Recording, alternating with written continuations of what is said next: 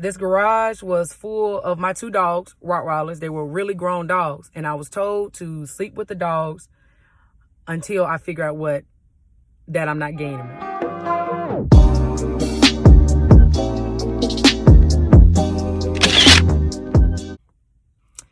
So I was very hesitant about putting this up because a lot of stuff isn't resolved.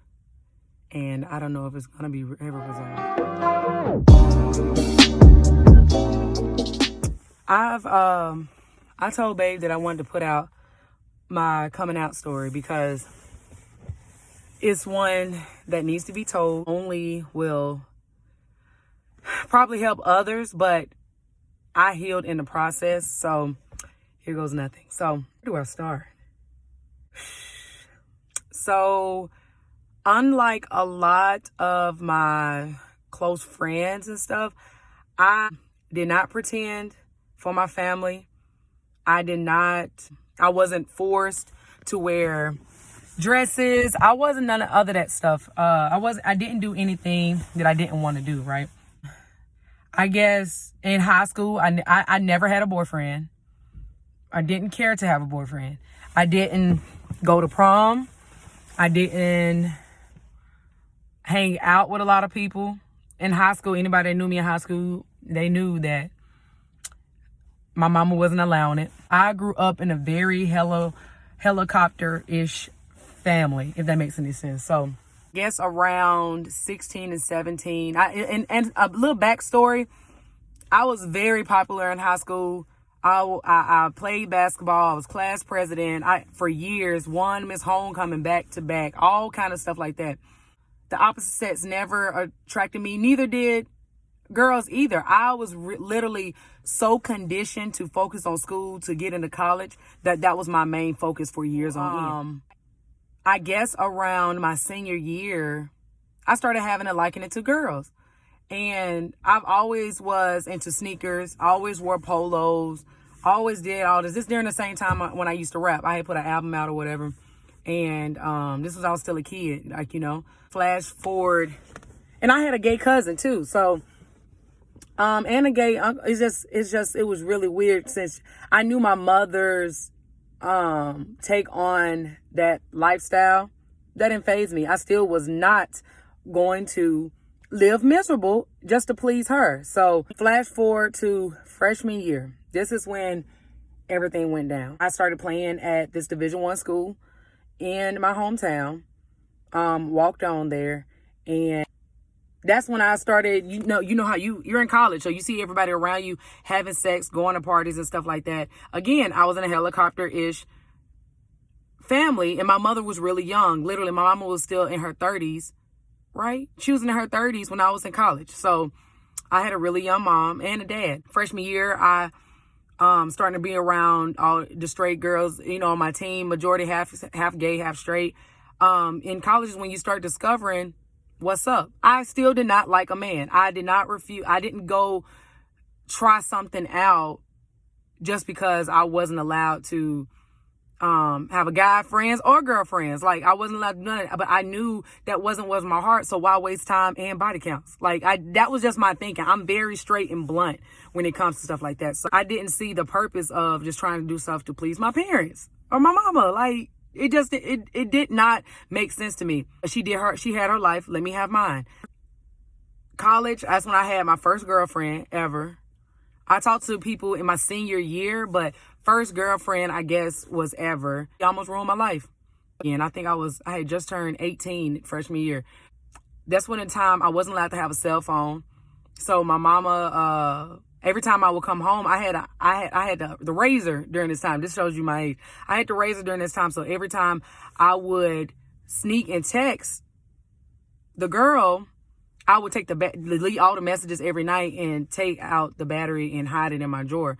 My mama was a nurse, so she would do walks through the house to make sure we was asleep and nobody was sneaking out. Neither one of my sisters was that type of kids, but I guess she was, my mama, so she thought we was going to just do that. And all of us, we all still have the fear of her to this day. Started getting, I guess they started realizing that I wasn't getting any girlier. I even asked her to start dreads back in the day. She was like, no, that's all what them gay people do and all this kind of stuff. You not gay or whatever. So I was like, okay, she not catching. Still wearing, I think I was that time I used to, I found out what a stem was.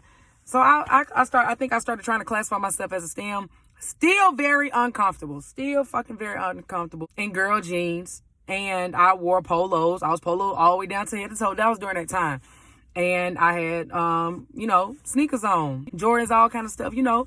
Everybody just thought I was a tomboy hooper. Oh, I got tired. This is still freshman year of college. I got tired of hiding. I couldn't do anything. Couldn't go on a date if I wanted to. Couldn't do nothing. So I remember it was the night before everything went down. The day before everything went down. This is like March. I'm not sure. I really got sick and tired of it because season had finished up, and I was like, I'm not gonna go be 19, 20, still dealing with this. Like, you know, nobody told you. It was just so much. Again, I did not grow up in a religious home, but they got real religious towards this, and I'm gonna get to it. I told my mom. I remember her folding clothes, and it was in March. Folding clothes, and I knocked on the door and told her, I said, hey, Mom, I got to tell you something. She said, what? I said, and I sat on the bed, and she just looked at me. I'll never forget. I told her, I said, hey, I think I like girls. She stopped folding clothes, put it down, and she was like, what the fuck you mean you think you like girls? You ain't even had dick yet. Try that first. This is the same woman that told me to save my virginity for marriage. Same woman that always said niggas want shit. This is the same woman that showed me what diseases were before the age of 10. But you telling me to go try out dick. Trying out dick for you made you a very bitter person. I'm good, love. I told her, I don't need to, mama. That's not what I like. She was like, okay. Got quiet for the rest of the day. That night, that's when everything went down. So, her boyfriend at the time, I guess he had got wind of it because she went and snitched. I was asleep on the couch, and I got woke up to getting strangled and beat in the face. All kind of derogatory names you can ever think of. I got dragged down the stairs, 2 flights of stairs, thrown in the garage. This garage was full of my 2 dogs, Rottweilers. They were really grown dogs, and I was told to sleep with the dogs until I figure out what that I'm not getting. Food by my sisters under the garage door. Had to beg to shower. This went on for like a couple months. Had to beg to shower and was monitored showers in the house. Wasn't allowed to leave. Wasn't allowed to even do anything. Was told I couldn't play college basketball anymore. Was told I was gonna look like a monster. Told I wasn't gonna amount to shit. Told I wasn't gonna ever finish my degree. Told I was gonna be on the street. Told everything under the sun. And every day I counted down my days. Every day I counted down my days.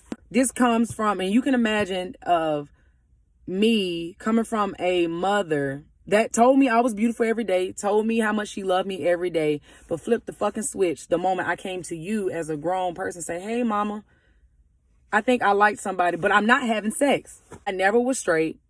I never like the opposite sex. I did not have to try it. I did not have to try to realize that I don't like it. Never me. So those kids that come out born gay, that was me. I told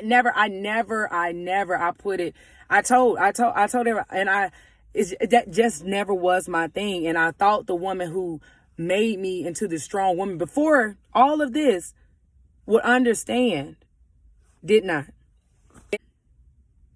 Eventually, after I was in the garage with the dogs for a while getting fed and stuff, I got sick and tired.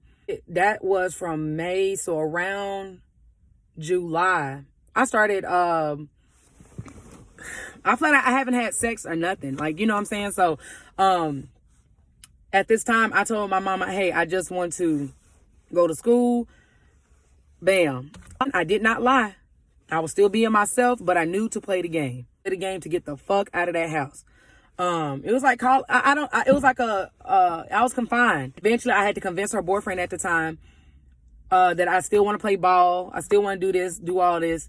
And so they let me. Again, saying they let me, I was, me and my sisters were basically brainwashed from the age of 10 to 19, confined in a house. Like, anybody that know us, know all three of us were not seen. Like, yeah, we were all talented, but I broke free. I had to break free, and my sisters eventually left later. I eventually was able to go to my next school and play basketball. And I told my coach, eventually they started seeing what was going on, that every time I wasn't able, this is 19 going on 20 now. My mama would still drop me off at practices, being monitored. I couldn't hang out with nobody. Like, it's crazy, right? If you realize, as a kid, I never worked. I didn't have to work growing up. My mama was a nurse. So towards the end of my high school days, we had money. I didn't have to work. There wasn't anything I had to do. I wasn't hurt for money. If I was going to school and college, I just asked my mom for money. She'll hand it to me. That's what she had that control over. But at that time, she didn't know I was saving all my refund checks from school, because I had got hella scholarships. So I was trying to save my money slowly. Now, eventually the coach started asking me, is everything okay at home? Because they were always hovering. And I broke down and told one of my teammates told my coach, and all my coaches and everyone was like, we got to get Courtney out of there. Guys, I'm looking to make sure he don't hit my car. That day, okay, so this is a year later. So that day, I had 3 or 4 of my teammates come get me in the middle of the night. I'll never forget that night. I remember having a touchscreen BlackBerry, and that was monitored by her boyfriend. So any text message that was coming through or whatever, they monitored every number, asking who was I texting, who was I this. So I was like, this is crazy. Like, something bad is going to happen. So I told my teammates what was going on. Here's the plan. They literally came and got me in the middle of the night. I wrote a letter to my mama, told her everything. I can't live like this. I've already tried to kill myself. I already tried thinking about suicide. My sisters can't be like that. We can't be in this household. This is not right. I thought you loved me, all type of stuff.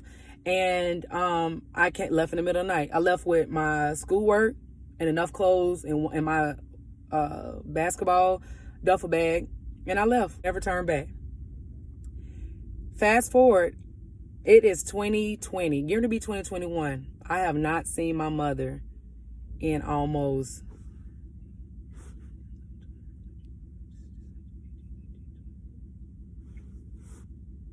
almost 12 years. I haven't hugged my mama in 12 years. Has it been 12 years? I haven't. The only messages that's been positive of me still reaching out, because I am her child, was this year. Yep, it's been 12 years. It'll be 12 years next year.